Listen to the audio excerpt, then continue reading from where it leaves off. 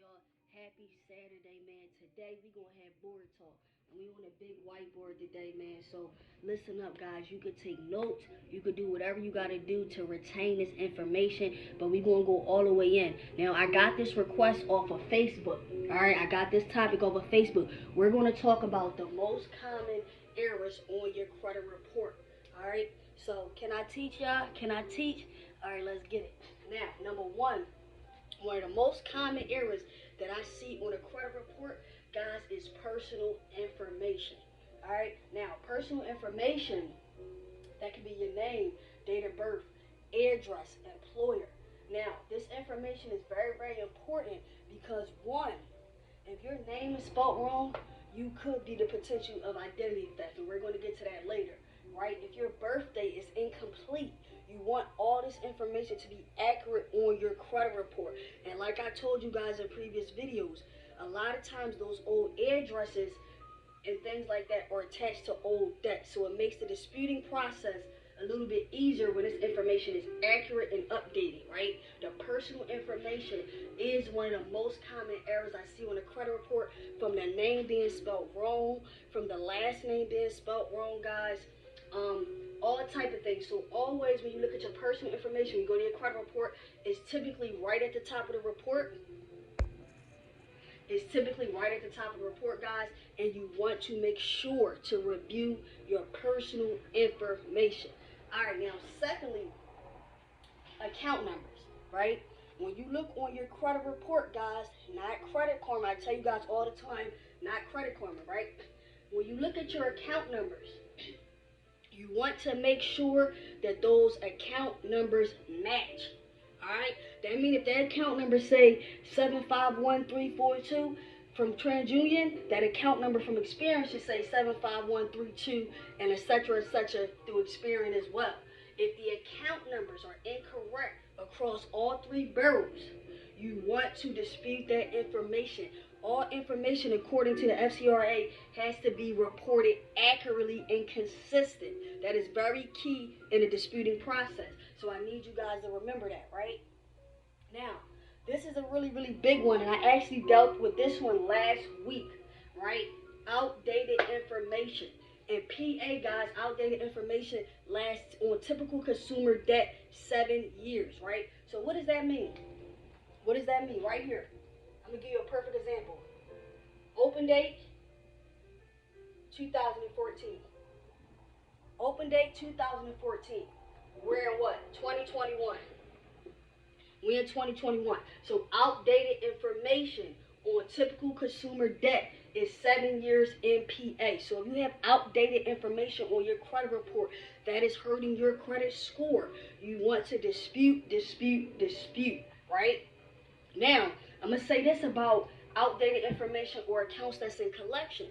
When you begin to pay on that debt, you restart the process. If you begin to pay that collection, you are restarting the date. That means you're bringing the date all the way back until you decide to pay. Don't do that. So if it's an outdated information, guys, 7 years in PA, meaning if it was open in 2014, you want to review that information, right? Outdated information is one of the easiest things to remove off a credit report. Now, inquiries are 2 years.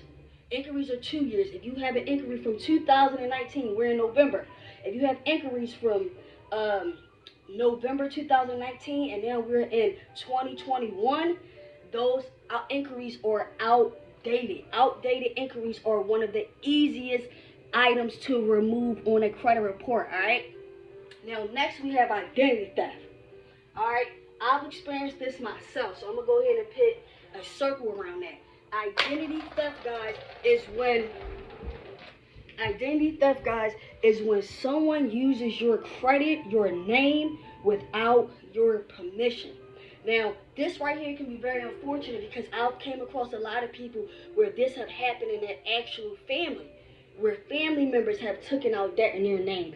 Even as children, family members has taken out debt in your name, right? I spoke to a guy last week, and he was telling me how his daughter took out a bunch of credit cards in his name. So it does not matter if that person is a relative, a friend. Identity theft means someone did not have your permission or authorization to use your name or your credit, and you need to dispute that information immediately. Now, the most effective way to dispute identity theft is a police report, right?